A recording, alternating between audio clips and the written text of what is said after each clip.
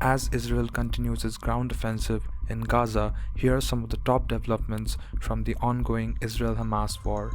Israel says its forces are in the heart of the southern Gaza Strip's main city, Khan Younis, and encircling the home of top Hamas leader Yahya Sinwar, who is thought to be hiding underground. As per reports, one US official said that Israel is exploring flooding the militant group's web of tunnels with seawater to disable them. The United Nations World Food Programme has published a report highlighting food insecurity in the Gaza Strip. The report pointed out that households in northern Gaza are experiencing alarming levels of hunger. At least 97% of households in northern Gaza have inadequate food consumption, with 9 out of 10 people going one full day and night without food. The 4 factories which are shut are Eaton Mission System in Bournemouth, BAE System at Samsbury, Aerodome in Lancashire, Harris Factory in Brighton, Hove and BAE Govan in Glasgow. All these factories produce parts of F-35 stealth combat aircraft which are currently being used by Israel to bombard Gaza.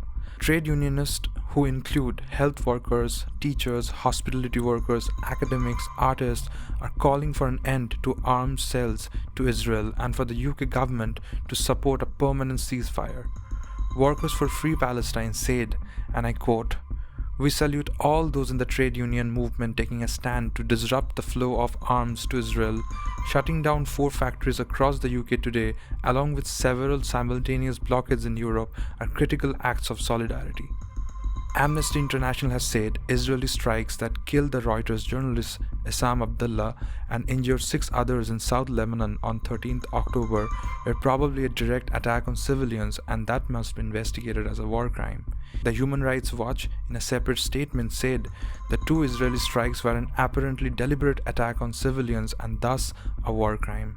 12 rockets were launched from the Al-Mawasi zone on Wednesday and at least 1 more from close to a humanitarian area in Rafah, the Israeli military said on social media, accusing Hamas of using civilians as human shield.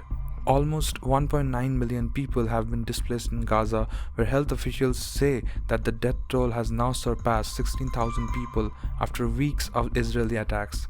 Meanwhile, the Israeli Defense Forces estimates 1,200 people were killed in the Hamas attack, with around 140 people still held captive in Gaza. For more updates from the Israel-Hamas war, please follow the Indian Express on YouTube, as we cover a wide range of issues emerging out of the ongoing conflict.